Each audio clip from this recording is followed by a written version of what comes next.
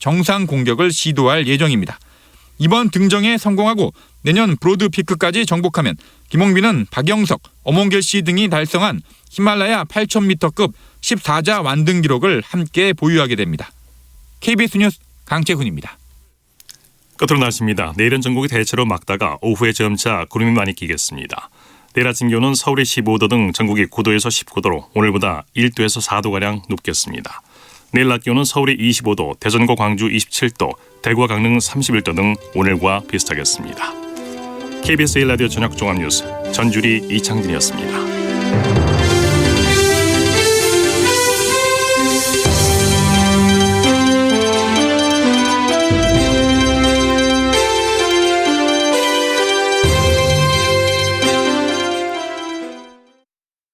지금 시각 7시 20분입니다. KBS.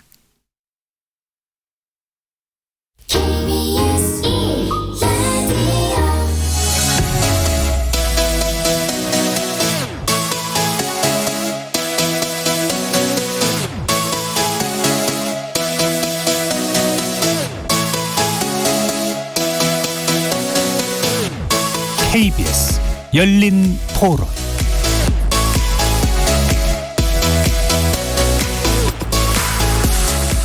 안녕하십니까. KBS 열린 토론 정준희입니다.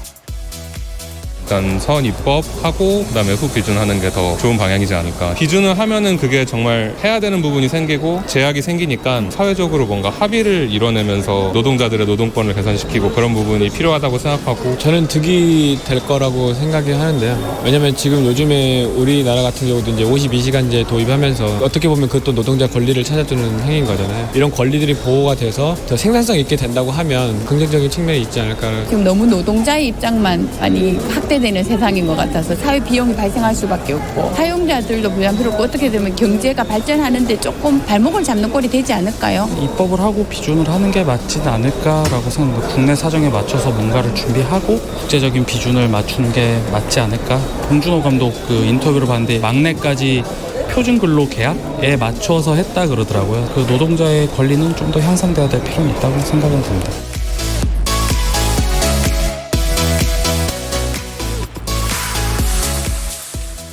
거리에서 만나본 시민들의 의견 어떻게 들으셨습니까? 오늘의 주제는 ILO 핵심 협약 비준 득인가 실인가입니다.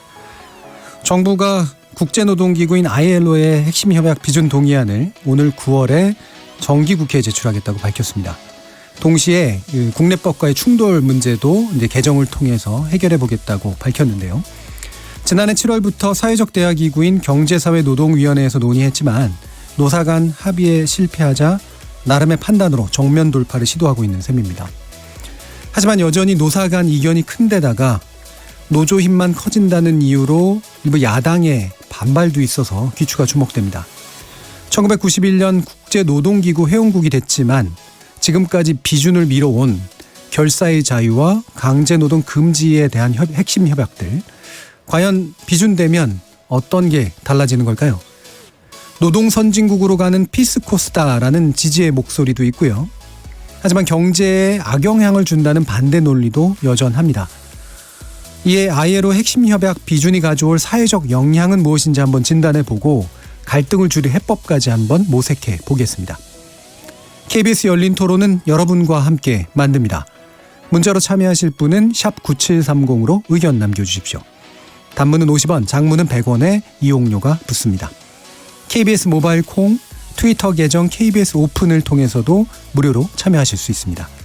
청취자 여러분이 KBS 열린 토론의 주인공입니다. 날카로운 의견과 뜨거운 참여 부탁드리겠습니다. KBS 열린 토론 지금부터 출발하겠습니다.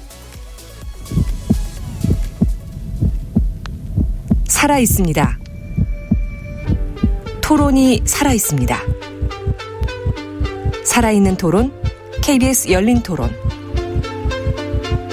토론은 라디오가 진짜입니다. 진짜 토론, KBS 열린 토론.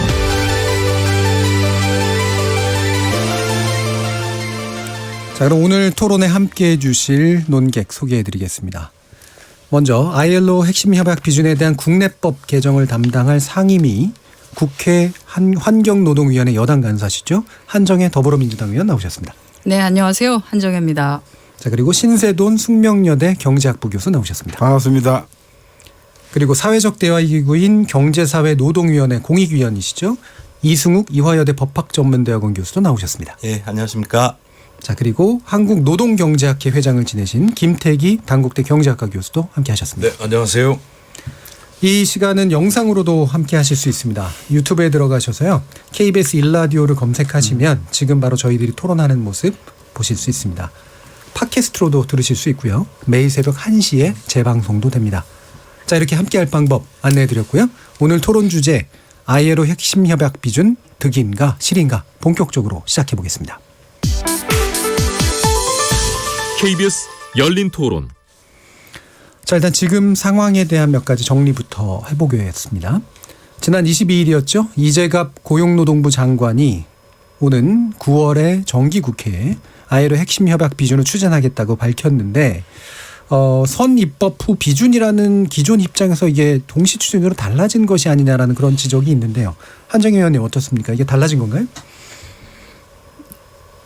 크게 보면 그게 달라진 것은 아니라고 볼 수 있습니다. 그러니까 입법적인 절차가 같이 진행되어야지만이 결국은 비준을 할 수 있기 때문에 그리고 비준의 권한은 대통령한테 있지만 현행법하고 충돌하는 경우에는 국회의 동의가 필수적이거든요. 예. 그 동의라는 절차가 비준안에 대한 동의와 또는 입법적으로 해당되는 법안들을 개정해 주는 것 두 가지를 다 동시에 추진하겠다고 하는 거기 때문에 선입법 후 비준 의 큰 틀에서는 변한 것은 없다. 다만 그것이 이제 같이 진행이 될 수 있도록 그간 거의 한 1년 동안의 사회적 대화를 추진을 했습니다만 합의에는 이르지 못했기 때문에 정부가 정부로서의 역할을 해야 되지 않느냐. 국제사회에 약속을 한 것도 많기 때문에요. 그래서 기왕이면은 그 올해 뭐라고 할까요? 국회 20대 국회가 끝나기 전에 이것을 좀 정리를 해 주셨으면 좋겠다라고 하는 뜻에서 정기국회에 그것을 제출을 하겠다는 의지를 보여준 것이라고 봅니다.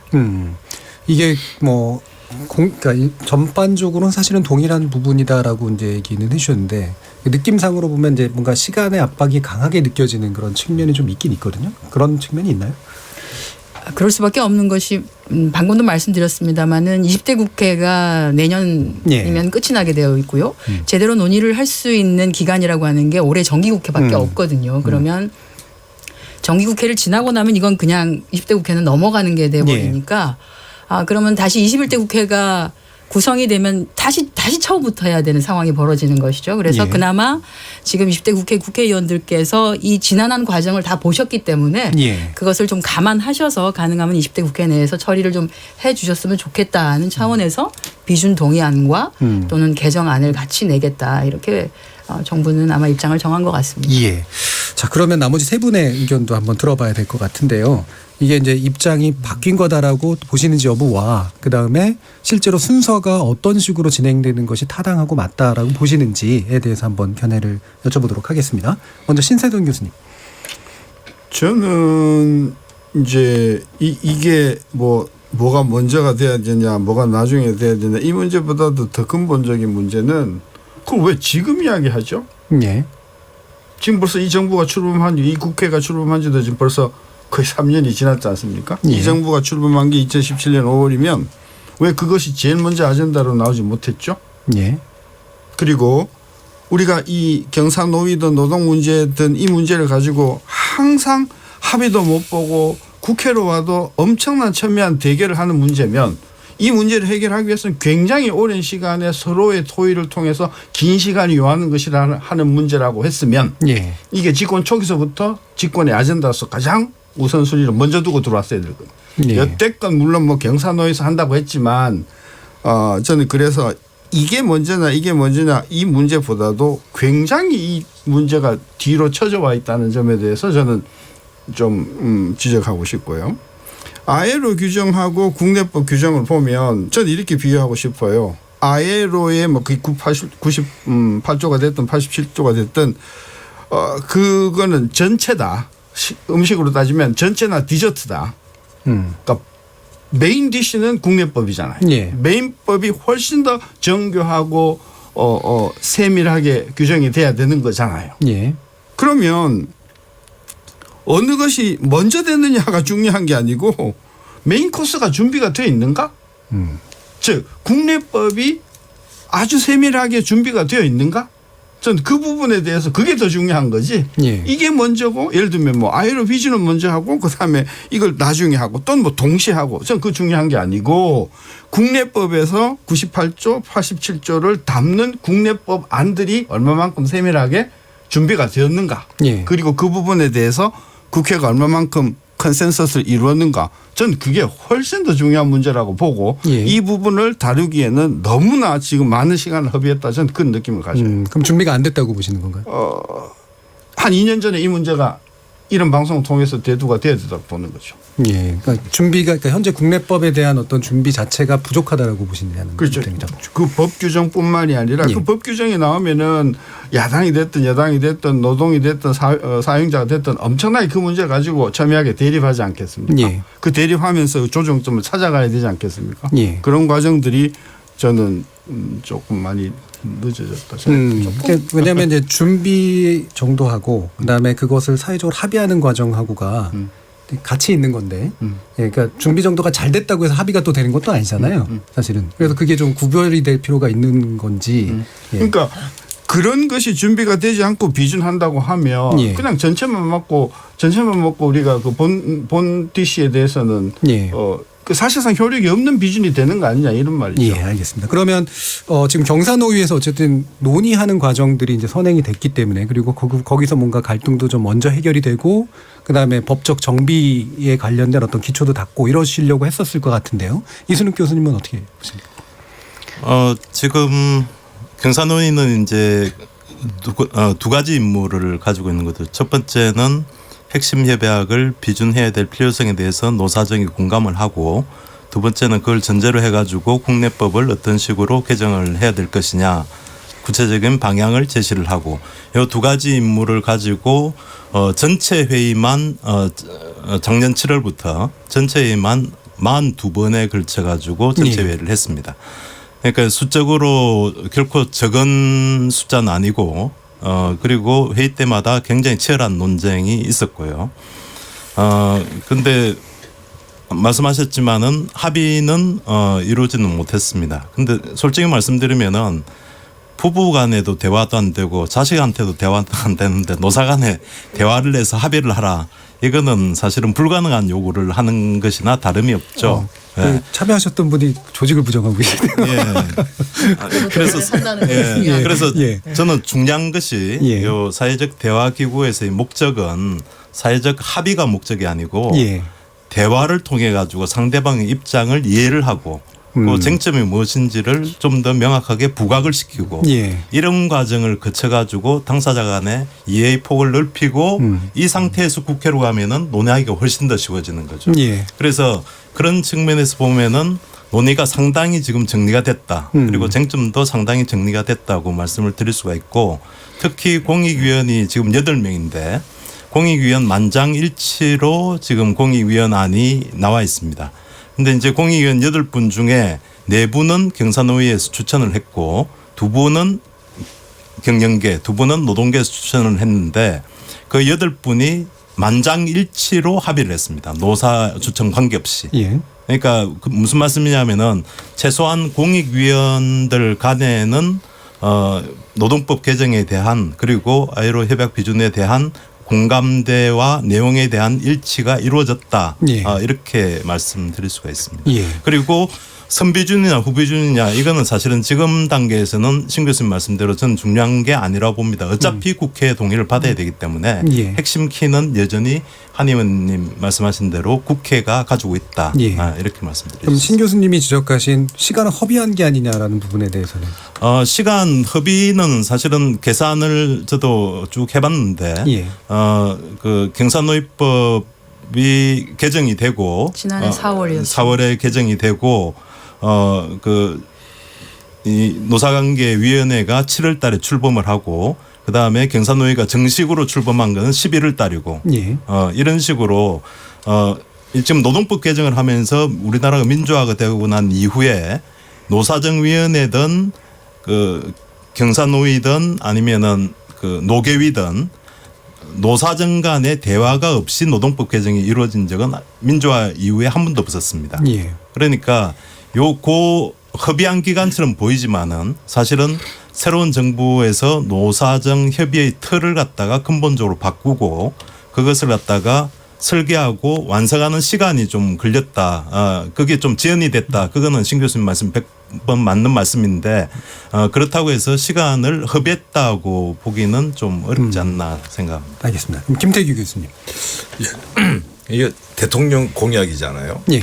그러니까 사실은 지금 대통령 공약으로 했을 때는 정부가 무슨 플랜이 있었어야 된다고 봐요. 근데 플랜 없이 사실 시간 간 거 맞고요. 그리고 사실 뭐 선입법 후비준이 있어가지고 너무나 당연한 거죠. 이 아이로 협약이라는 게 사실 일반 국민들이 아이로를 알까요? 아이로 협약이 무슨 의미인가 알까요? 반면에 분명한 거는 우리나라 노사 문제가 매우 심각한 걸 알고 있습니다. 그럼 당연히 이건 국민들한테 의견도 묻고 어떤 형태로든 간에 여론을 모아야 되는 거예요. 그러니까 이 공감도 있어야 되는 거거든요. 근데 그 사이에 사실은 뭐 여러 가지로 제가 볼 때는 딴 일 하느라고 대표적인 게 뭐 최저임금 인상하고 뭐 이런 거에 모든 게 지금 몰입돼 있다가 결국은 지금 이제 시간이 쫓기면서 이제 왔는데 어떤 일이 벌어졌냐 그러면 사실은 이게요 경사노위든 또는 그 앞전에 있던 경제사회 발전 그건 경사노위죠, 그죠? 지금이 앞에는 뭐죠? 노사정위원회. 노사정위. 그러니까 노사정위가 제가 노사정위를 쭉 했어요. 그러니까 거기서나 뭐 경사노위에서는 사실 아무것도 안 했어요. 또 사실은 거기서 그렇게 진도도 안 나가. 그 이미 다 알고 있잖아. 그럼 정부가 사실은 워낙 간격이 크고 이 문제를 해결하기 위해서 여러 가지 조치가 필요해요. 그 나름대로 정부가 뭔가를 내가 플랜을 내놓고 그걸 가지고 노사한테 의견을 물어보면서 다듬는 이런 어떻게 보면 적극적인 어떤 사회적 합의 정책을 펴야지 판 깔아놓고 여러분들 의견 나눠보세요. 아니, 한두 번 해봤습니까? 제가 노계위부터 쭉 했던 사람입니다. 그러니까 이 부분에 있어 가지고 굉장히 중대한 문제고 입장 차이가 워낙 큰 문제에 대해서는 사실은 우리가 정부가 들어가 있는 사회적 대화란 말이죠. 그럼 정부가 좀 적극을 나섰어야 된다고 하는 게 제 생각이고요. 지금 입장을 갑자기 바꾼 부분에 대해서는 저는 사실 참 묘하다 생각 들어요. 정부가 어쨌든 간에 선입법 후비준이라고 하는 거는 맞아요. 그게 민주주의죠. 그러니까 어쨌든 간에 국회가 여기에 대해 가지고 충분히 검토를 하고 우리의 법은 이런데 여기에 대해서 비준하는 게 제가 볼 때 맞다고 보는데 이걸 갑자기 이제 동시 추진했던 부분들은 역시 제가 볼 때 노동계 요구라 생각합니다. 노동계가 어떤 이야기를 했냐면 이제 어차피 입법도 잘 안 되면 먼저 비준이라도 해달라고. 그래서 사실은 어떻게 보면 조금 동시 추진으로 간 것 같은데 근데 그럼에도 불구하고 제가 볼 때는 정부는요 이게 쉽지 않다는 거 아는 것 같아요. 그렇기 때문에 이게 뭐 동시 추진이라는 게 사실 말이 안 되는 이야기거든요. 무슨 뭐 비준과 입법을 동시에 추진합니까? 그러니까 이 부분은 어떻게 보면 정부의 꼼수다. 그러니까 사실은 어떻게 보면 정부가 당당하게 이 문제에 대해서 여러분 국민 여러분 이런 문제가 있고 이런 문제가 있는데 이거 우리 이렇게 가고자 합니다. 여러분 의견 어떻습니까? 근데 우리가요 민주주의이기 때문에 51대 49로 해가지고 다수에 따라간다고 밀지 않으면요 아이로 협약을 아까 모두에 말씀하신 대로 YS 때부터 해가 지금까지 그냥 말만 하고 넘어가는 그런 이슈입니다. 사실 요번에 굉장히 아쉬웠던 부분들은 요번에 대통령의 어떤 선거 공약이었다면 거기에 걸맞게 정부가 굉장히 치밀하게 계획을 세우고 나갔어야 되는 거 아니냐. 그리고 그걸 뭐 예를 들어 가지고 민주노총 경사노위 그러니까 지금 말씀은 조금만 들어보세요. 예. 경사노위 돌아라 해가지고 이렇게 판 깔고 하는 막 그런 부분에 너무나 제가 볼 때는 진을 빼버렸고 실제로 정부가 의당해야 될 부분은 너무 소홀히 했다는 이런 생각을 갖습니다. 네, 그러니까 계속 논지가 이제 비슷한 논지로 계속 얘기하시는 것 같아서요. 네, 잠깐만 정리하겠습니다. 예. 그러니까 지금 입장은 그러면 김태희 교수님 같은 경우에 노사정위나 이런 식의 사회적 합의기구 자체가 그렇게 중요하다고 보지는 않으시는 것 같아요. 아니요. 사회적 대화 부분을 제대로 하려고 그러면요. 예. 우리나라는 사회적 대화가 다른 나라랑 다른 점 중에 하나가 정부 주도적인 사회적 대화입니다. 그러니까 예를 들어 유럽 이야기를 많이 하는데 그러니까 정부의 들어보세요. 이건 정부가 상당히 중요한 역할을 한다면 사회적 대화에서 가지고 정부가 적극적인 어떻게 본다라면 역할을 해야 되는데 그게 아까 아이로 협약 경우에서 가지고 정부가 뭔가 생각을 먼저 내놔야 돼요. 예, 그러니까 계속 하시는 얘기가 그거니까. 그런 예. 이야기입니다. 그러니까 저 확인만 하는 겁니다. 예, 그러니까 그게 이제 사회적 대화가 뭐 불필요하다 이런 이야기보다도 사회적 대화를 하려면 제대로 하라고 하는 이런 뜻이죠. 그러니까 제대로 하라는 말씀이 들러리로 이렇게 세워버리게 되면 사회적 대화한다고 시간 낭비하고 사실은 노사 의견은 모으지도 못하고 결과적으로 남는 거는 뭐냐 하면 뭐야 지금.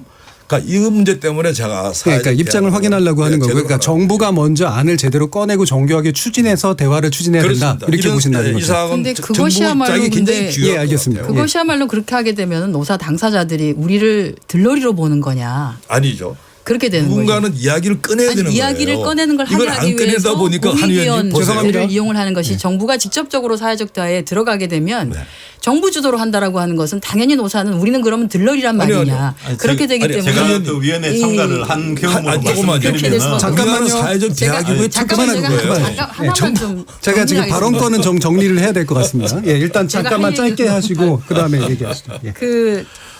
저는 이제 아이로 핵심 협약의 비준과 관련해서는 그간의 역대 정부가 국제사회에 너무나 수많은 약속을 했습니다. 이거를 비준하겠노라고. 그러니까 91년에 말씀하신 것처럼 아이로에 가입을 하고 그 이후에 96년에 OECD에 가입을 하면서 김영삼 정부가 먼저 약속을 했었죠. 우리가 아이로 핵심 협약을 비준을 하겠노라. 그렇게 했는데 비준을 못했습니다. 그래서 쭉 감시를 받아오다가 2007년에 결국은 OECD 감시를 벗어나면서 그래도 우리는 아이로 핵심 협약을 비준하기 위해서 더 노력을 하겠다고 또 했습니다. 그 이후에 이명박 정부 때도 그 이후에 그 UN 인권이사회 이사국 선거 때 이사로 나가면서 자발적으로 우리가 아이로 핵심 협약 또 비준하겠다고 오히려 공언을 했습니다. 그렇게 국제사회에 약속을 했었고요. 제일 이제 이번에 크게 문제가 됐던 게 2011년에 한EU FTA를 체결을 하면서 이걸 약속을 또 이유에다가 한 것이죠. 그리고 2012년에는 김태기 교수님께서 당시 이제 본위원회 공익위원으로 계셨던 노사정위원회에서 아닌 게 아니라 한EU FTA 그 뭐죠 시민사회 포럼 사무국을 했었었죠. 그렇게 해서 1년에 한 번씩 지속가능위원회를 열었습니다. 그러니까 EU의 대표단과 한국의 대표단들이 모여서 어떻게 하면 우리가 이 아이로 핵심 협약이나 또는 환경과 관련한 문제를 해결하기 위한 그중에서 특히 아이로 핵심 협약을 비준하기 위해서 한국 정부가 노력을 하느냐에 대해서 계속 체크를 해왔었고요. 가장 결정적인 게 뭐가 있었냐면 2015년에 지난해에 이게 우리나라에는 공개가 안 됐습니다만 당시 EU 집행부에서 와서 우리나라에서 있었던 그 지속발전위원회를 하고 난 뒤에 가서 발표를 한 게 있습니다. 여기 보면은 몇 년입니까? 2015년입니다. 15년. 그러니까 이거는 이제 박근혜 정부 때죠.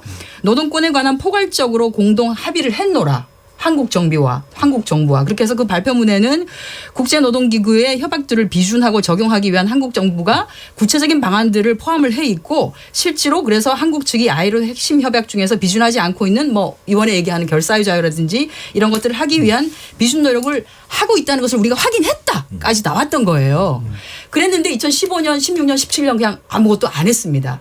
그러니 지금 EU 집행부는 니네 정부가 이렇게까지 합의까지 해가면서 했다라고 했는데 도대체 뭘 했느냐라고 지금 얘기를 하고 있는 것이고요. 실제로 지난해 12월 17일 날 EU 집행부에서는 정부 간 협상을 그러면 이제는 개시를 해야 되겠노라고 아예 이제 공언을 했죠. 근데 정부 간 협상에서 정부가 지금 그나마 그 노사정위원회에서 논의를 하고 있으니까 조금만 기다려달라. 여기서 합의가 되고 나면은 이 합의된 내용을 중심으로 해서 입법적으로 정리를 할 수 있을 것이다라고 됐는데 지금 합의가 이루어지지 않았습니다. 그런데 한 EU FTA 사무국에서는 만약에 정부 간의 협상이 제대로 이루어지지 않으면 아까 이승욱 교수님께서 말씀하셨던 것처럼 제가 말이 급하네요.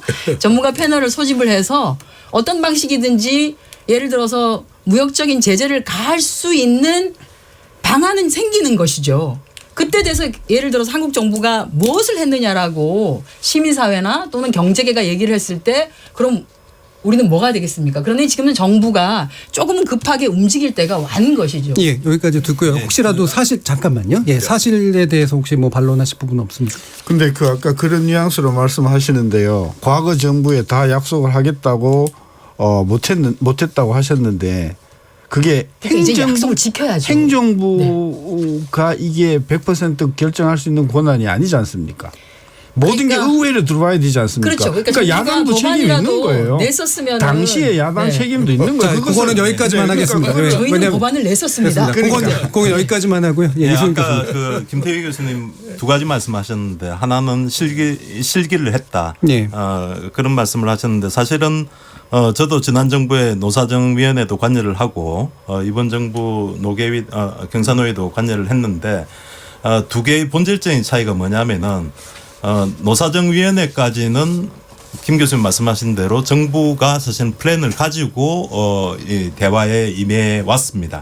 그런데 이번에 회의할 때 아주 제가 인상 깊게 느낀 거는 정부에서는 발언을 안 해요. 아예 완전히 노사 중심주의라는 패러다임을 지금까지 노사정위원회와는 다른 패러다임으로 바뀌었기 때문에 어떻게 보면은 정부가 아무것도 안 하는 것처럼 보이지만 뒤집어서 이야기하면은 오히려 노사의 의견을 그만큼 존중하겠다, 합의를 존중하겠다는 그런 것이 하나가 있고요. 두 번째는 순서와 관련해 가지고 지금 그 김 교수님은 동시 비준을 추진하는 것은 꼼수다 이렇게 아까 표현을 하셨는데 제가 볼 때는 조금 부득이한 측면도 있고 워낙 노사나 여야 간의 갈등이 심하기 때문에 비준은 해야 되는데 그 합의는 잘 안 되고 근데 이런 상황이 우리나라만 있는 게 아니고 우리나라와 굉장히 유사한 상황에서 1965년에 일본이 87호 협약을 비준을 했습니다.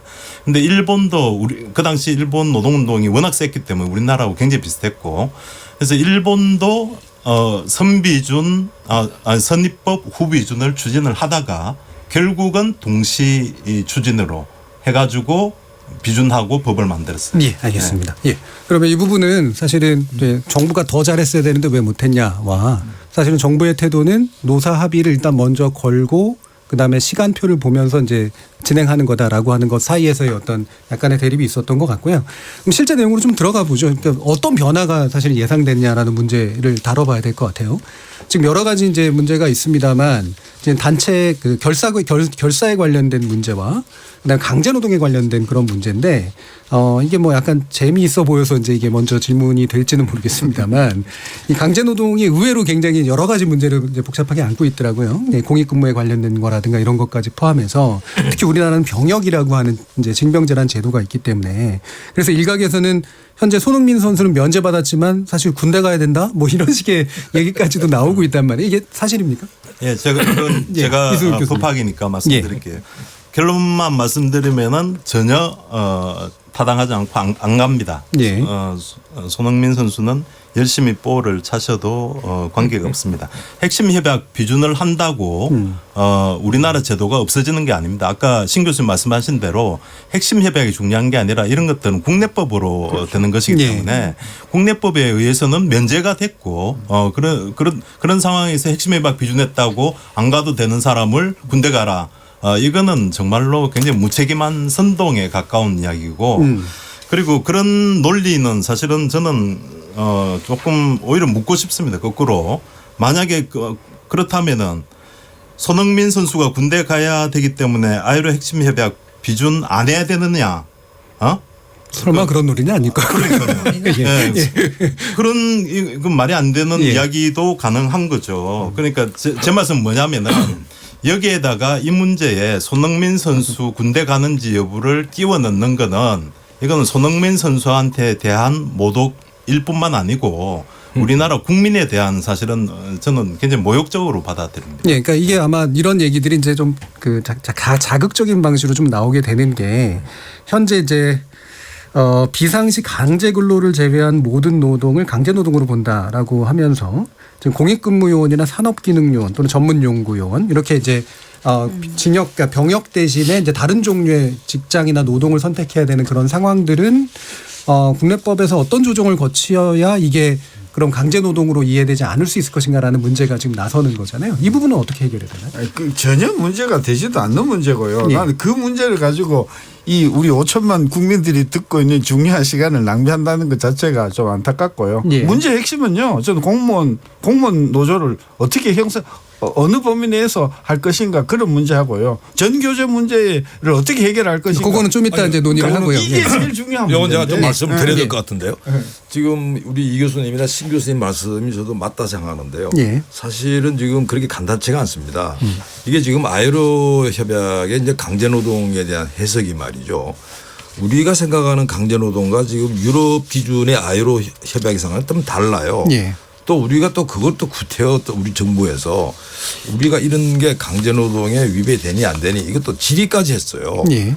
근데 이거 아이로에서 무슨 뭐 진짜 총에서 한 건 아니지만 그게 예를 들어 가지고 해석을 하는 그런 기구에서 그거는요 강제노동 금지 위배가 될 수 있습니다. 그게 지금 아이로 입장입니다. 그렇죠. 공기업이나 사기업에 배치할 경우도 수 있다고. 특히 예. 우리 경우는 지금 이 국방의 의무랑 예. 대체 복무 이런 부분들이 복잡하게 돼 있거든요. 예. 그러니까 사실은 그분들한테 그냥 딱 해주고 국방의 의무라고 다 하면 되는데 우리가 거기에 들어가지고 이제 군에 어떤 면제를 해준다든지 그다음에 들어가지고 뭐 공익요원이라든지 이런 부분들 경우는 이거 노동하는 거잖아. 노동하는 건데 왜 여기에 대해 가지고 강제노동 아니라 그래? 예. 이런 이야기 충분히 나올 수 있다는 거죠. 예. 그래서 제가 봤을 때는 지금 이 부분은 어떻게 보면 지금 아이로와 또는 EU와 한국의 노동 현실을 설득하지 않으면 괜스레 정말 이런 문제 가지고 우리 주권만 말이죠. 어떻게 본다면 참 국민 주권이 뭐랄까 좀 자존심이랄까요? 주권가로서 자존심이 흔들릴 정도로 우리가 비아냥거릴 수가 있다. 그래서 이 부분은요.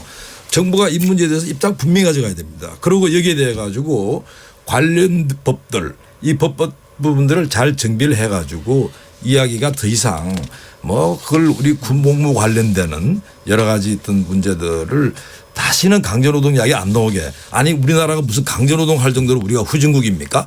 그러니까 이 부분은 조금 정비하면 좋겠어요. 예, 법으로 보완할 문제가 아니라 설득할 문제라고. 법도 보완해야 네. 보완 어떤 게 필요한가요? 김태규 교수님 저도 뭐 전적으로 동감을 합니다. 이거 사실은 강제노동 특히 병력 문제는 예. 20대 청년들한테는 아주 정말 굉장히 중요한 문제이기 때문에 이 제도를 지금처럼 끌고 가느냐 아니냐는 현역으로 복무하느냐 사회복무요원으로 근무하느냐 이런 굉장히 중요한 이해관계가 걸려 있어 가지고 이거는 해결을 하고 넘어가야 되고 김태규 교수님 말씀하신 대로 우리나라는 일단 남북 관계라는 굉장히 특수성이 있고 이런 상황에서 예비 병력 자원을 가지고 있어야 되고 뭐 여러 가지를 고려했을 때 이 사실은 외국에서 문제되는 군대 갔는데 강제 노동을 시켰다 이런 나라들이 여러 나라가 있습니다. 여러 나라가 있는데 그런 나라들은 대부분 뭐냐면은 군대 가가지고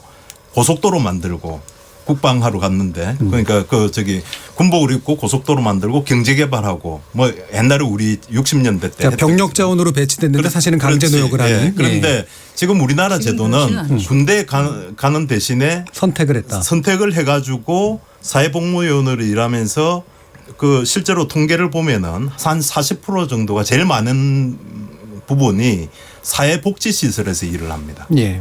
그러니까 한마디로 경제개발 목적의 강제노동이 아니라는 거죠. 예. 그래서 이런 것들을 갖다가 아이로에 충분히 이렇게 설득을 해야 되는데 아까 말씀하신 그 아이로에서 질의를 하고 답변이 왔다는 거는 아이로의 공식적인 입장은 물론 아닙니다. 우리가 비준을 안 했기 때문에.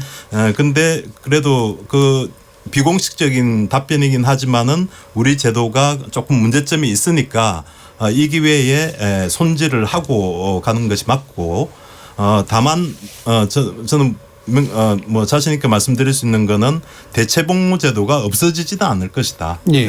이렇게. 손질은 예를 들면 어떻게 하는 게 필요한가요? 지금 그 29호 협약이 강제노동 금지 협약이고 관련되는 협약인데 거기에서는 강제노동의 정의를 갖다가 처벌의 위협하에서 자신의 동의 없이 이루어지는 노동이라고 봅니다. 그러니까 자신의 동의권이 보장이 되면은 강제노동이 안 될 가능성이 많은 거죠. 근데 지금은 자기 의사와 관계없이 사회복무요원으로 배치가 되거든요. 그렇죠. 그러니까 여기에서 사회복무요원으로 갈래 아니면은 현역으로 갈래 이런 식으로 조금 선택권을 당사자에게 주는 방식으로 좀 고칠 필요는 있습니다. 이게 이제 보충력 제도가 여러 가지가 있는데 전문연구요원이라든지 또는 문화, 체육 요원, 공익법무관, 공중보건이 이런 것들이 이제 일정 자격 요건을 통해서 본인들이 선택하에 가도록 되어 있기 때문에 여기는 문제가 안 되는데 가장 문제가 되는 게 말씀하신 것처럼 사회복무요원입니다. 그래서 요건에 대해서는 협약에 좀 부합하도록 선택을 할 수 있게끔만 조정을 하면 그래서 이거는 뭐 정부가 법을 보겠지만은 법을 꼭 개정하지 않아도 이것은 가능하다라고 지금 해석을 하고 있는 것 같습니다. 선택권을 주는 여부이기 때문에 그래서 알겠습니다.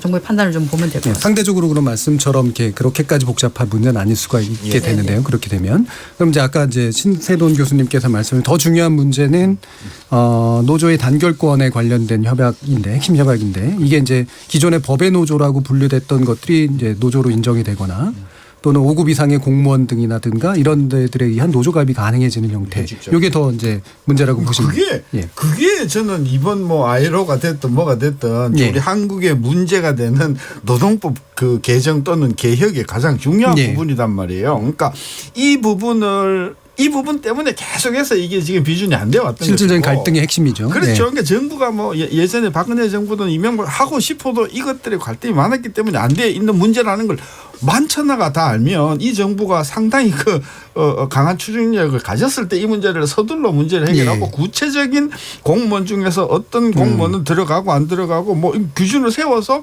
사회적 합의를 끌어가는 그런 행위를 했으면 훨씬 더 우리 국민들도 잘 알고 있을 텐데 벌써 딱 이 문제가 나니까 손흥민 이야기가 나오니까 이거는 핵심을 이게 본질을 흐리는 거다. 그러니까 저는 이 저는 그래서 제가 말은 저는 뭐 이 전문가는 아니지만 지금쯤이면 공무원 노조 같은 경우에 어느 범위에 들어가고 어떤 단체 행동권이 가능하고 어떤 단체 교섭권을 할 수 있고 그다음에 정교조 문제의 경우에는 어떤 경우에 들어가고 어떤 행위가 허용되고 어떤 행위가 허용되지 않는다. 이 정도의 상세한 내용들은 정부가 지금 다 나와줬었어야 된다는 거죠. 그런 면에서 지금 우리가 이걸 비준한다 하더라도 그런 구체적인 내용이 사회적인 합의를 거쳐서 법제화되기까지는 상당히 오래 저는 시간이 걸릴 거라고 보기 때문에 저는 예측컨대 이 정부 하에서도 저는 국내 입법 못할 것 같아요. 일단은 이제 문제가 되는 게 그러니까 지난번에 전교조가 법의 노조가 된 게 해고자나 실직자가 포함되어 있었기 때문에 이제 법의 노조가 됐잖아요.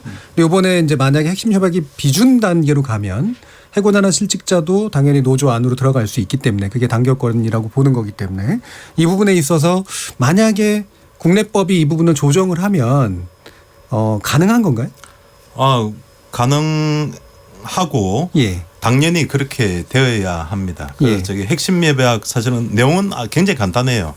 결사의 자유를 가져야 되고 그 결사의 자유라는 거는 자신이 원하는 단체에 마음대로 가입을 할 수가 있고 국가가 그걸 사전 승인해서는 안 된다. 요 내용이 끝입니다. 그러니까 굉장히 심플한 내용이기 때문에 해고자를 조합원으로 받든 실업자를 받든 그건 노동조합이 결정해야 될 문제지 법에서 누구는 되고 누구는 안 되고 이렇게 규정하는 거는 결사의 자유 위반이라는 거죠. 그래서 지금 그렇게 재직 중인 자에 한정하는 지금 현행법 조항은 이제 개정을 할 필요가 있습니다. 예를 들면 정교조 같은 경우에 박근혜 정부 때 노조 아님 통보 제도로 멀쩡한 합법 노조가 불법 노조가 됐는데 그 당시에 정교조 조합원 수가 6만 명이었습니다. 6만 명인데 문제가 됐던 사람이 9명. 6만 명 중에 9명. 퍼센트로 하면은 0.015%입니다.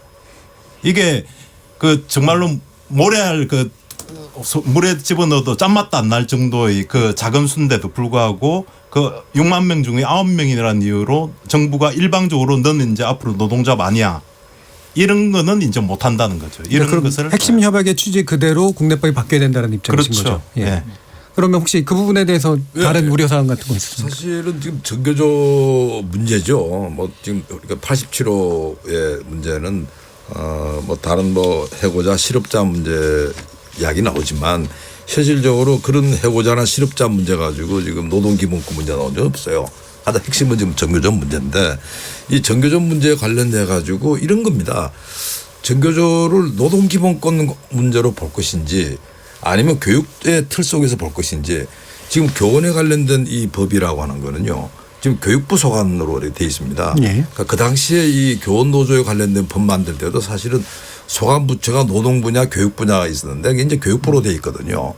그러니까 우리나라의 정서가 그런 것 같아요. 그러니까 쉽게 말해가지고 전교조라고 하는 거를 노동자로서의 교사라고 보다는 그냥 노동자이지만 교사야가 더 센 겁니다. 그래서 사실 이 정부가 어떻게 보면 이번 정부도 좀 마찬가지일 것 같더라고요. 전교조 문제를 단칼에 그냥 해결해 줄 수가 없는 이유가 우선 일반 사람들은 전교조에 대해서 이제 알아. 아, 전교조 때문에 교육이 황폐화된 거야. 그리고 전교조 된 다음에 우리 애들이 뭐 교육의 질이 많이 떨어지고 뭐 이런 부분들이 지금 있는 거죠. 그럼 교원은 노동자가 아니다 이렇게 보시는 건가요? 아니죠. 그게 아니죠. 네. 이런 말 들어가지고 이제 국민의 어떤 정서라고 하는 거 있죠. 정서하고는 정서라는 뭐, 게. 그럴 수도 있지만. 아까 제가 말씀드린 게 만약 국민 정서가 교사가 노동자에 따른다라면 당연히 그거는 소관부처가 노동부죠. 근데 그게 교육부에서 이 법을 만들었어요. 법을 만들었다는 이야기는 뭐냐 그런다라면 이걸 교육 문제 일환으로 봤다는 거예요. 우리가 그렇게 돼 있습니다. 그래서 이 이야기는 뭐냐 그러면 우리가 이 전교조 문제에 대해서 바라보는 시각이 무슨 뭐 노동 전문가들 입장에서는 당연히 이건 노동기본권 문제인데 예. 일반 국민들 입장에서는 그건 노동 문제가 아니고요. 교육 문제로 봅니다. 교사 그런데 만약에 그렇다면은 이제 국민들의 의견을 받아서 교원은 노동자가 아니다라고 지금 분류해야 잘 안 되잖아요. 되는 거예요. 예. 왜? 이 문제를 예를 들어 가지고 완전 순수하게 노동기본권 문제로 해가지고 털어버리게 되면 아까 이 교수님 말씀 맞죠. 뭐 실업자든 그다음에 뭐 해고자든 예. 이런 문제 다 트는 문제가 그렇게 어려운 문제는 아니라고 보는데 예. 문제는 지금 이 전교조에 대한 굉장히 안 좋은 이미지 예. 이런 부분들 때문에 사실은 이 87호 부분 특히 이 전교조의 어떤 합법화 문제가 전 장애가 되고 있다 이렇게. 그러니까 노동기본권만으로 볼 문제는 아니다. 이제 바로 기본적으로 그거죠. 뭐 바로 그런 여기서 입장인데. 우리가 지금 문제가 꼬여 있습니다. 말씀만 예. 드리면 뭐 그건 뭐 저기 김 교수님 의견은 제가 충분히 존중을 하고요. 근데 팩트만 하나 조금 말씀드리고 싶은 게 제가 그래도 유일하게 이제 법학 전공이니까 초기에는 아마 전교조법을 만들 때 교육부에서 조금 관여를 했는데 교원노조법을 만들 때 조금 관여를 했는데 소관부처는 지금은 노동부로 돼 있습니다. 노동부로 돼 있고 공공노사관계국에서 하고 공무원노사관계국가 저도 아는데요. 있습니다. 법을 처음에 설계할 때, 처음에 설계할 때는 법을 설계할 때 제가 그 당시에 지금은 아니죠. 일단은 원리적으로 접근하는 게 맞는 거 어드바이스 해줬거든요. 예. 법을 설계할 때 이상하더라고요. 예, 알겠습니다. 완전 노동법도 아니고 교육법의 일환으로 가더라고요. 지금은 그래서 문제 그게 이제 전부 다 뭐 이제 노동부에서 다 법 운영을 하고 해석을 하고 있습니다. 예. 그러니까 이제 처음에 전교조를 합법화하고 할 때는 그 당시의 우리 이제 국민들이 선생님을 바라보는 시각 이런 것들이 있었기 때문에 그 정도라고 보고요. 그리고 합법화를 하고도 벌써 거의 한 20년 가까이 이제 좀 또 뭐 전교조가 만들어진 지는 30년이 되는 차 아닙니까? 그러니 지금은 그 누구도 교사는 노동자가 아니다라고는 얘기하고 있지는 않습니다. 예. 공무원도 노동자고 다 노동자다라고 하는 차원으로 보면은 노동기본권의 차원에서 조합원이 되느냐 안 되느냐의 결정은 해당되는 노동조합의 규약으로 정하는 것이 기본이다. 이게 이제 아이로 핵심 협약의 가장 근간이 되는 것이기 때문에 그렇죠. 그것은 그렇게 하게 하는 것이 맞다. 그리고 실제로 지금 현재 이제 전교조법으로 이제 교원노조법을 보면 유치원 선생님도 못 들어가게 되어 있고 시간 강사도 또 안 되게 되어 있고 몇 가지 굉장히 제약이 많습니다. 교수도 안 되게 되어 있어서 이제 그런 것들을 다 국제사회가 요구하고 있는 수준에 좀 맞게끔은 현실화시킬 필요는 있다. 그런데 다만 이제 걱정하시는 것처럼 우리 국민들께서 그래도 선생님이 파업하는 건 좀 아니지 않냐라고 하는 감정들은 여전히 있으셔서 그분들에게 파업권이 주어지거나 하는 방식으로 개정이 되지는 한 의원님 않죠. 말씀에 하나 덧붙여야 되는 게 지금 우리가 다른 나라의 어떤 교원노조 운동과 많이 달라요. 우리나라 교원노조 운동이요. 특히 전교조 경우에서는 철저하게 정치 이념적으로 왔습니다. 네, 그 부분은 좀 결이라는 얘기라서요. 이 이야기를 예. 왜 안 할 수가 없냐면요. 사실은 지금 노동기본권 문제를 가지고 풀라 그런다면 진작 풀었을 문제인데 예. 여기서 계속 지금 막혀 있는 부분들이 뭐냐 그러면 그래 전교조가 지난번에 법의 노조가 되고 그 이유가 뭐지? 해직교사가 왜 해직됐는데 그게 노동기본권 문제야? 그게 정치활동 아니야? 뭐 이런 부분들이 깔려 있는 거예요. 그다음 두 번째는 전교조 선생님을 학부모들이 싫어해. 왜? 그런 거는 아니 죄송한데요. 예. 그런 그 부분은 개인적인 판단이시기 때문에 그거는 뭐 여론조사에 바탕을 두신 건 아니잖아요. 그러니까 그런 얘기를 함부로 하시면 안 될 것 같아요. 그런 류의 정서가 있다는 거죠. 그런 그 정서는 충분히 전달된 것 그런 류의 같고요. 정서가 있기 때문에 사실은 이제 그걸 우리가 이제 입법화하는데 어떻게 본다라면 뭐 국회의원들은 누구나 사실은 이제 이 유권자들의 어떤 정서를 보는 거죠. 사실 그런 문제가 좀 막혀 있다 이런 지적을 하는 겁니다. 그럼 공무원이나 이런 식의 관련된 법들은 기본은 어쨌든 뭐 노동권의 관점에서 보되 어느 정도의 약간의 그러니까 비준 협약과는 좀 다른 결에서 국내법에 약간의 보완들이 있는 부분들은 있습니까? 당연히 있죠. 지금 협약을 지금 현행 공무원 노조법 같은 경우는 5급 이렇게 5급 이상 6급 이하 이런 식으로 직급을 기준으로 해가지고 노동조합 가입 자격을 나누고 있거든요. 근데 사실은 뭐 지금 보도에도 몇 번 나왔습니다만은 5급이면 사무관인데 사무관이 굉장히 경무에 시달리고 과로사하는 경우도 있고. 그러니까 그 세종시에 가면 그렇게 높은 공무원이 아니죠. 그러니까 5급 공무원도 나름대로의 근무 조건을 확보해야 될 필요성이 있는 거고. 그래서 이제 5급 직급으로 노동조합 가입 여부를 결정하는 것보다는 담당 업무가 무엇이냐에 따라 가지고 노동조합 가입 여부를 결정하는 것이 타당하다. 그러면 충돌이 없나요? 핵심 협약하고 없습니다. 충돌이 없습니다. 충돌하는 게 아니라 업무를 가지고 저희가 이제 기본적으로 일반 민간 기업에서 사용자를 대변하는 사람 또는 사용자의 역할을 하는 사람, 관리 감독직에 있는 사람들을 사용자로 두고 나머지는 조합원 가입 범위에 두는데 공무원은 이 직급을 가지고 하는 바람에 사실 중앙부처를 가면 5급 사무관이 실제로는 이제 실지 업무를 하시는 분들이거든요. 그런데 이제 그렇지 않은 것이라서 이것들을 조금 현실화 한 부분이 그럼 좀 더 그러니까 노동자성이 있는 쪽의 업무와 그렇지 않은 업무로 나누어서 이제 얘기를 한다. 그렇게 되고 그다음에 이제 공무원 같은 경우는 이제 파업권은 우리나라에서는 인정이 안 되고요. 그 어떤 공무원이든 간에 파업권은 인정이 안 되고 그래서 전체적으로는 지금하고 그렇게 크게 바뀌지는 않습니다.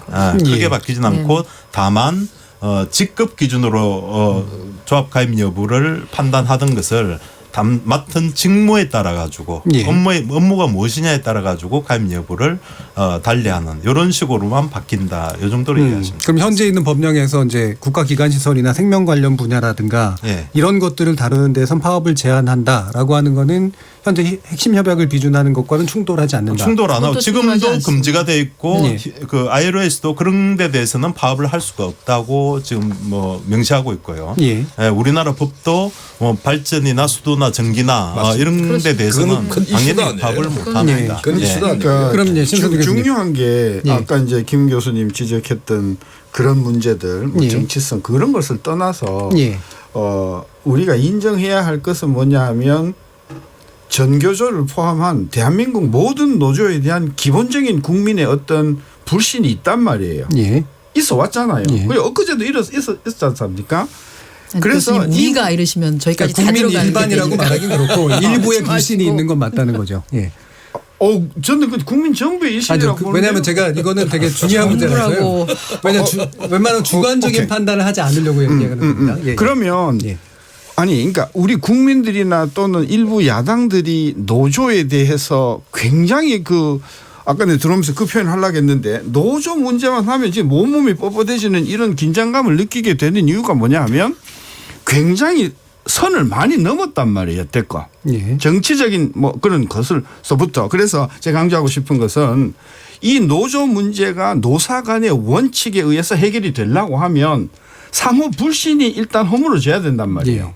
그 상호 불신은 노조 쪽에도 있고 사용자 쪽에도 있단 말이에요. 근데 노조는 전혀 문제가 없다고 생각하고 문제를 끌고 들어가면 해결이 안 된다. 저는 그래서 노조도 우리가 거울처럼 내가 무엇을 잘못했는가, 왜 우리가 국민의 지지를 못 받는가, 특히 전교조 같은 경우에는 왜 많은 학부형들이 이 우리 종교조의 아름다운 조직에 대해서 동의를 못하는가에 대한 성찰이 있어요. 그것을 제가 말씀을 드리는 것이고 아까 이것은 조합으로 결성을 하면 조합 문제하고요 단체 행동권하고가 같이 가야 돼요. 무슨 말이냐면 공무원을 노조로 뭐 그게 3급이 됐든 5급이 됐든 노조를 결성하게 하는 것도 좋단 말이에요. 그러나 3급, 5급의 경우에는 이런 것은 할 수 없다고 이렇게 리스트를 정해주면 그 부분에 있어서 우리 국민 모두들은 정교조가 노조가 되더라도 이런 것은 할 수 없다고 하면 국민들의 불안이 저는 그래서 노조 결성의 자유 문제를 단체 행동권과 단체 교섭권하고 분리해서 접근하면 이건 성공하지 못한다.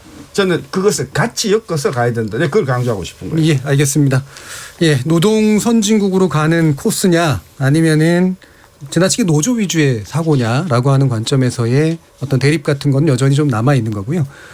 그 핵심 협약 비준이 그냥 단순한 문제가 아니라 변화를 또 수반할 것이기 때문에 조심스럽게 접근해야 될 부분은 있는 것 같습니다.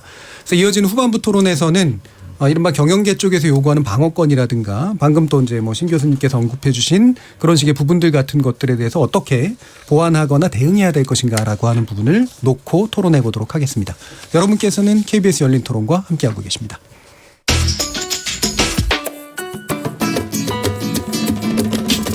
묻는다, 듣는다, 통한다. KBS 열린 토론. 듣고 계신 청취자 여러분 감사드립니다.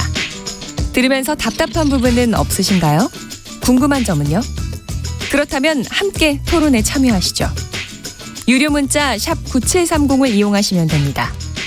단문은 50원, 장문은 100원의 정보 이용료가 있습니다. 스마트폰 어플리케이션 KBS 모바일 콩을 통해서도 무료로 참여하실 수 있습니다. KBS 열린 토론은 언제나 열려 있습니다. 듣고 계신 KBS 열린 토론은 매일 밤 1시에 재방송됩니다. 자, 토론이 진행되는 동안 청취자분들께서 의견을 좀 보내주셨는데요. 한번 들어보겠습니다. 정의진 문자캐스터. 네, 안녕하십니까. 문자캐스터 정의진입니다. ILO 핵심 협약, 득인가 실인가에 대해 청취자 여러분이 보내주신 문자 소개해드리겠습니다. 휴대전화 뒷자리 5336님. 국민들도 ILO 핵심 협약 압니다. 한마디로 노동자의 최소한의 기본이라고 이해하면 되지 않나요? 7835님. 필라델피아 선언은 아시나요? 노동은 상품이 아니고 결사의 자유는 지속적인 진보의 필수적인 요소이다. 일부의 빈곤은 전체의 번영을 막는 장애 요소이다. 국민도 ILO 압니다. 국민 무시하지 마세요. 3028님. ILO 핵심 협약 비준 좋은데요. 문제는 단결권만 너무 강조하면 기업은 어쩌죠? 안 그래도 노사 갈등 심한 나라, 경영계 목소리도 잘 듣고 진행돼야 합니다. 5795님. 노동 선진국으로 불리는 EU에서 무역 마찰을 제기한다잖아요. 수출을 생각한다면 협약 비준해야 합니다. 6109님. 신세돈 교수님이 전교조의 합법화, 공무원 노조 문제를 제기하셨는데 우리 경제에 어떤 악영향을 미치게 될지 궁금합니다 해주셨네요. KBS 열린 토론, 지금 방송을 듣고 계신 청취자 모두가 시민 논객입니다. 지금까지 문자캐스터 정의진이었습니다.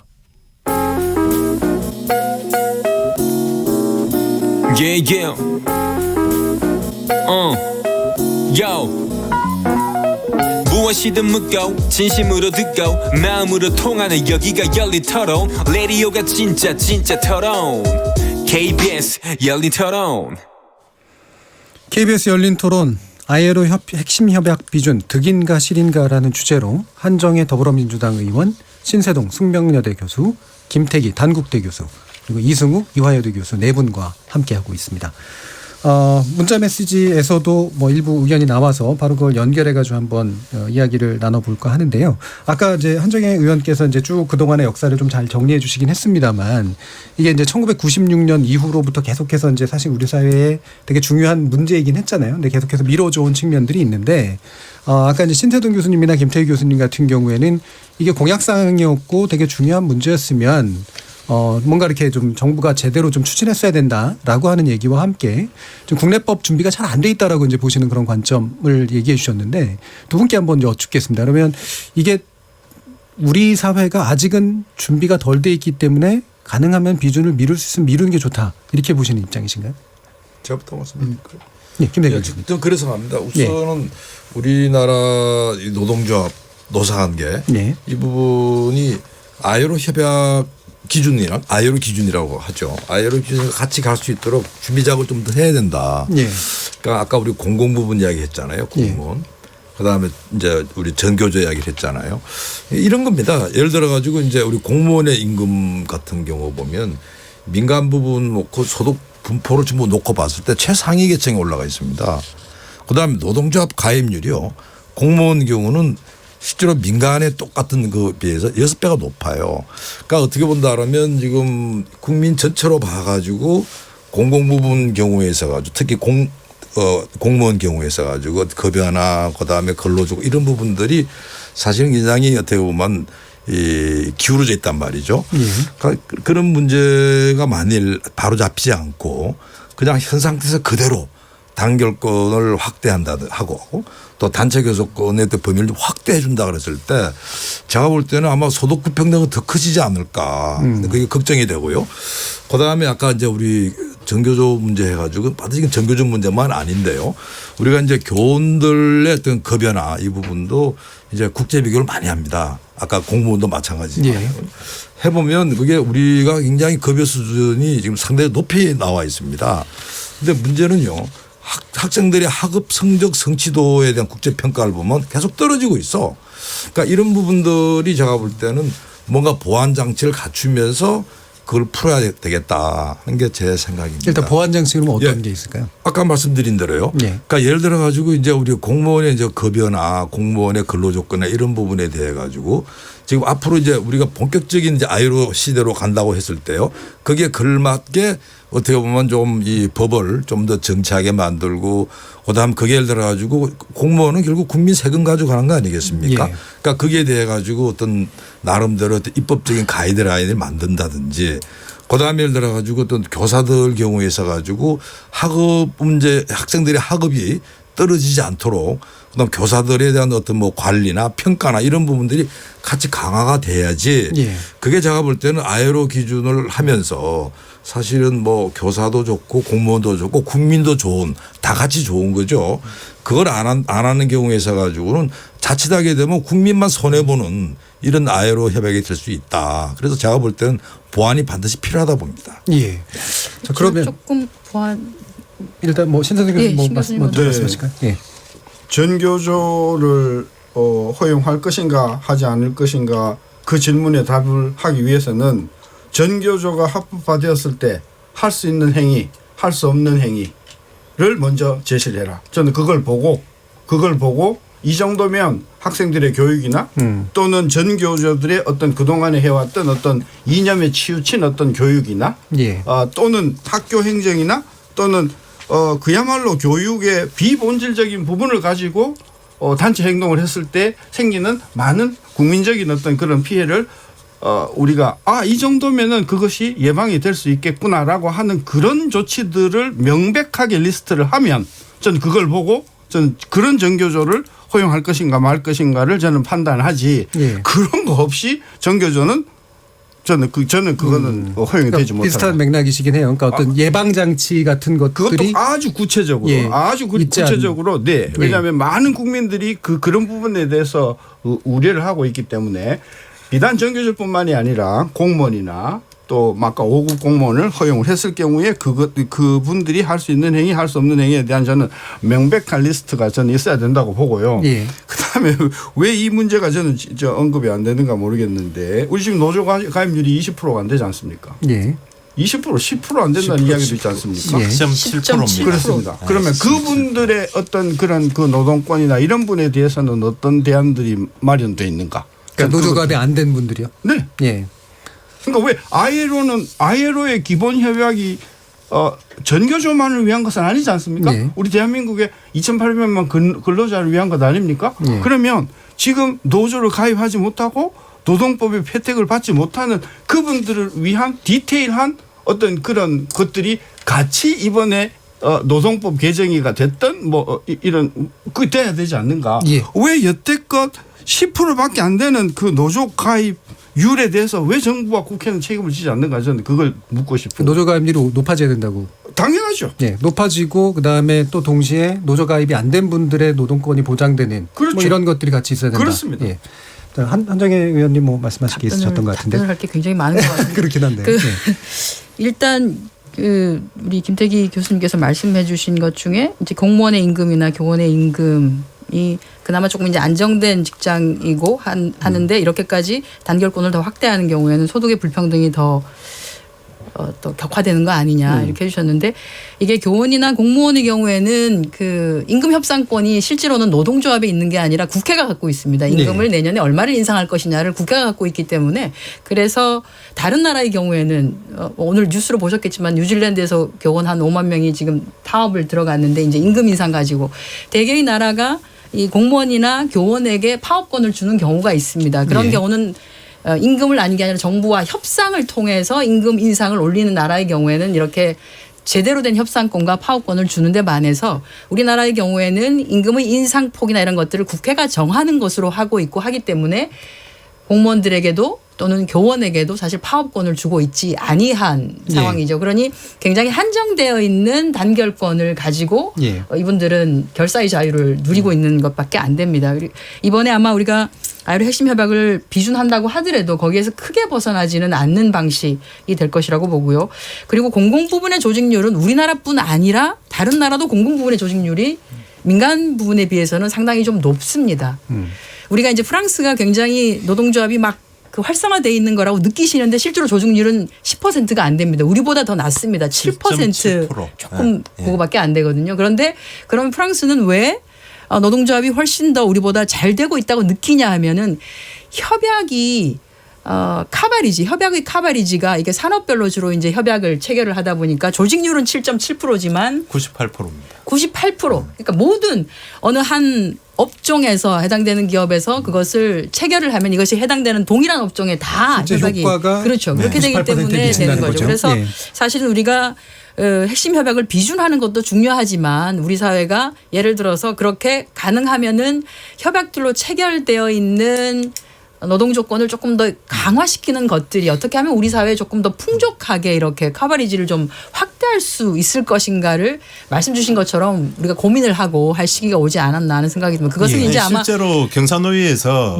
말씀 중에 죄송합니다만 경사노위에서 신 교수님 말씀하신 그 노동조합에 가입하지 않은 그 90% 가까이 되는 근로자에 대한 보호 방안, 취약 노동자에 대한 보호 방안의 하나로 이제 금방 프랑스 예를 드신 것처럼 프랑스처럼 이렇게 노동조합을 가입하지 않더라도 단체백의 혜택을 받을 수 있도록 하는 이런 제도를 노동계에서 논의를 하자라고 한국노총에서 제안을 했는데 경총에서 그거는 논의도 못하겠다라고 해가지고 거부를 했죠. 자, 그럼 또 한 가지 그 사실 핵심적인 쟁점 중에 하나가 이 대체근로 허용이라든가 사업장 점거 금지라든가 경영자들한테 지금 부과되는 부당 노동 행위에 대한 처벌이라든가 이런 거에 대한 폐지 같은 것들이 좀 수반돼야 경영계로서 이 부분을 좀 인정할 수가 있다라고 하는 그런 주장에 대해서는 어떻게 보시나요, 이승훈 교수님? 저는 그건 좀 두 가지 측면에서 조금 이해가 납득이 잘 안 가는데 첫 번째는 그러니까 이제 우리가 지금 하고 있는 것이 ILO 핵심 협약을 비준하기 위해 가지고 그것에 상충되는 국내법을 지금 개정을 한다. 지금 요 단계지 않습니까? 그리고 그 국내법을 이제 개정을 해야 되는데 노사 각각 요구사항이 있는 거죠. 근데 예를 들어서 대체 고용을 허용해라. 대체 근로를 허용해라라는 경영계의 요구사항은 ILO에서 명시적으로 이거는 국제노동기준에 위반되는 것이다라고 수차례에 걸쳐서 확인을 했습니다. 자, 그러면 ILO 협약을 비준을 핵심 협약을 비준하고 거기에 맞춰서 법을 바꾸는데 요구사항이 핵심 협약에 위반되는 요구사항을 요구를 한다. 그런 법을 만들면 핵심 협약 비준을 왜 합니까? 그러니까 최소한의 공감대, 핵심 협약을 비준한다. 그걸 하기 위해서는 뭘 해야 된다. 요것에 대한 공감대는 있어야 되는데 경영계 요구사항은 조금 과한 측면이 있다는 거죠. 요구할 게 있고 없는데 ILO에서 핵심 협약에 반한다고 한 것을 요구사항으로 내걸면은 이거는 하지 말자는 이야기나 마찬가지 결과가 되는 거죠. 신세준 교수님 보시기에는 경영계 이런 요구는 어느 정도 근데 아까 대체 근로를 예를 들어 봅시다. 대체 근로를 뭐 그게 ILO가 됐든 뭐 미국이 됐든 어떤 나라가 됐든 어떤 조직이 됐든 그것을 100% 금지한다는 것 자체가 저는 그런 법을 본 적이 없습니다. 이게 상황에 따라서 꼭 대체 근로가 필요한 경우가 있을 것 아닙니까? 그렇지 않겠습니까?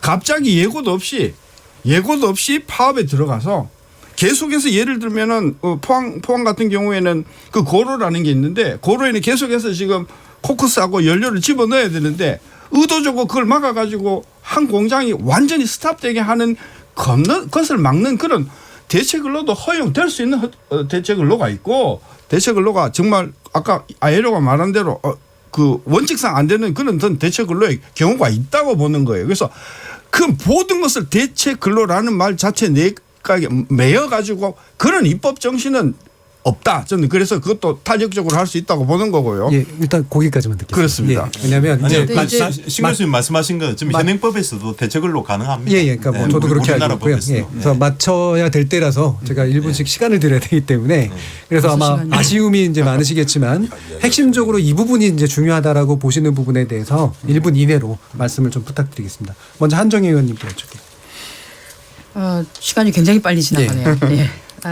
뭐 드리고 싶은 말씀은 많은데 저는 우리가 아이로 핵심 협약을 비준하자라고 하는 게 거의 한 20년 동안 국제사회를 향해서 역대 정부가 각자의 목소리로 약속을 했었던 것입니다. 그리고 이제는 더 이상 이것을 미루기에는 또 뒤로 미루기에는 이제는 더 이상 핑계거리를 댈 것이 없는 상황이고요.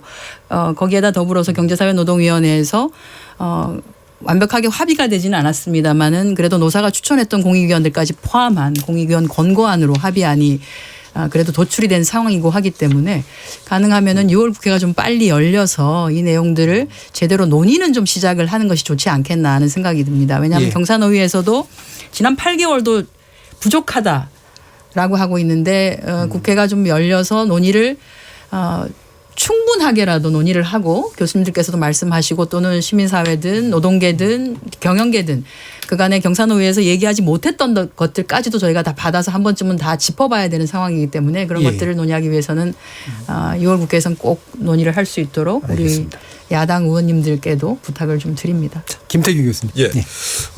사실 아이로 협약 문제는 더 이상 안 나오면 좋겠어요. 빨리 우리가 협약이 체결되면 좋겠고요. 또 그 기준이 국제적인 기준이라고 볼 수 있죠. 가면 좋겠는데 제가 볼 때 가장 큰 난점은 뭐냐 그런다면 지금 우리나라 노동운동 내지 노동조합 문화 바뀌어야 됩니다. 그러니까 노동계야말로 지금은 내부 개혁에 들어가야 돼요. 그러니까 사실은 어떻게 보면 아이로 협약이라고 하는 거는 노동운동 내지 노동조합이 어떤 수준 높은 걸 전제를 하고 있는데요. 지금 우리 경우에서 가지고는 굉장히 막 꼬여있던 뭐 과거 예를 들어 권위주의 체제부터 꼬여있고 그다음에 여러 가지 뭐 이유가 있죠. 그러나 그런 부분들이 아마 제가 볼 때는 아이로 있는 사람들이나 특히 유럽의 노동운동 제가 만나면 항상 그래요. 되게 이상하다고 니네들. 그러니까 사실은 굉장히 유럽의 노동운동하는 사람이 이상하다고 할 정도면 이상한 거예요. 그러니까 그런 부분은 바꿔야 됩니다. 당장에 말이죠. 제발 정말 폭력하지 마라 그러세요. 진짜 하면 안 됩니다. 그러니까 그건 노동운동에서 가장 나쁜 거거든요. 이런 부분부터 좀 노동운동 스스로 자성하면 좋겠다. 그래서 제가 이 아이로 협약 제발 더 안 나오면 좋겠습니다. 예, 알겠습니다. 신세정 교수님. 그 여태껏 30년 동안 저도 지켜보면서 대한민국의 근로자층과 사용자층의 정말 뿌리 깊은 그 신뢰 이거가 해결되지 않으면 안 될 것이라는 차원에서 두 쪽 모두 서로 거울을 들여다보듯이 반성하는 자세가 좀 매우 필요하고요. 한 가지 지적하고 싶은 것은 뭐가 생각이 나냐 하면 1995년도 김영삼 정부가 선진국으로 가는 길은 OECD 자본자유화 규약을 가입하는 것이다 하고 서둘러 가는 바람에 IMF 만드는데 결정적인 역할을 했거든요. 저는 이 문제는 국내법을 정말 초밀조밀하게 해서 많은 국민들에게 이 정도면 정교조가 허용이 된다 하더라도 믿음직해 이런 어떤 컨센서스를 가지고 저는 국내 입법이 만들어지는 그런 일이 있었으면 좋겠습니다. 예, 알겠습니다. 이성윤 교수님. 지금 한EU FTA 지금 우리나라가 핵심 협약을 비준을 못 해가지고 위반 상태에 있고 EU가 아까 한 의원님 말씀하셨듯이 공식적으로 분쟁 해결 절차를 개시를 해가지고 이미 절차가 거의 막판까지 왔습니다. 이제 제일 마지막 단계까지 왔고 만약에 비준을 안 한다면은 우리나라는 아마 세계 최초로 자유무역협정의 노동조항을 위반한 불명예 국가가 되는 것이고 우리나라 작년에 수출액이 6천억 달러 세계 6위 국가인데 수출입으로 먹고 사는 나라가 노동권을 침해하는 최초의 국가가 된다. 이러면은 향후 통상에 굉장히 문제가 생기기 때문에 최종 단계에 가기 전에 그 핵심 협약을 비준해서 FTA 위반 문제를 해소하는 것이 좋을 것 같습니다. 알겠습니다. 예, 네 분 모두 감사드리고요. 어려운 토론 감사히 잘 들었습니다. 저는 내일 저녁 7시 20분에 다시 찾아뵙겠습니다. 지금까지 KBS 열린 토론 정준이었습니다.